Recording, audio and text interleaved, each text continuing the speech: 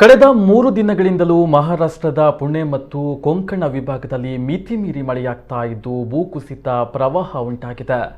ಮಳೆ ಸಂಬಂಧಿ ಉಂಟಾದಂತಹ ಸಾವಿನ ಸಂಖ್ಯೆ 112ಕ್ಕೆ ಏರಿಕೆಯಾಗಿದೆ. 94 ಜನರು ಪ್ರವಾಹ ಭೂಕುಸಿತಗಳಿಂದ ನಾಪತ್ತೆಯಾಗಿದ್ದಾರೆ.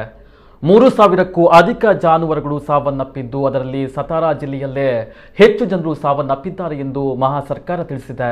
ಹಾಗೆ ಮೃತರ ಕುಟುಂಬಗಳಿಗೆ ಕೇಂದ್ರ ಮತ್ತು ರಾಜ್ಯ ಸರ್ಕಾರಗಳು ಹಣಕಾಸಿನ ನೆರವನ್ನು ನೀಡಿವೆ.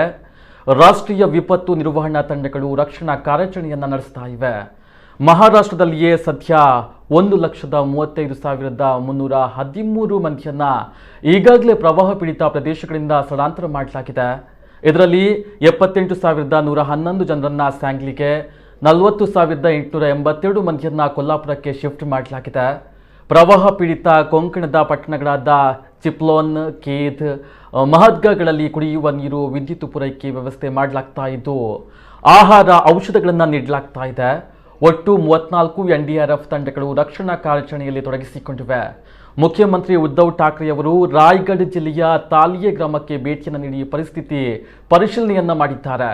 ಪ್ರವಾಹದಿಂದ ತತ್ತರಿಸಿದ ಜನರ ಕಾಳಜಿಯನ್ನ ಸರ್ಕಾರ ತೆಗೆದುಕೊಳ್ಳುತ್ತಿದೆ ಎಂದು ಭರವಸೆಯನ್ನ ನೀಡಿದ್ದಾರೆ. ಹಾಗೆ ಏರ್ಫೋರ್ಸ್ ಕೂಡ ಇಲ್ಲಿನ ಸಂತ್ರಸ್ತರ ನೆರವಿಗೆ ನಿಂತಿದ್ದು ಈಗಾಗಲೇ 100 ಜನರನ್ನ ಏರ್ ಲಿಫ್ಟ್ ಮಾಡಲಾಗಿದೆ.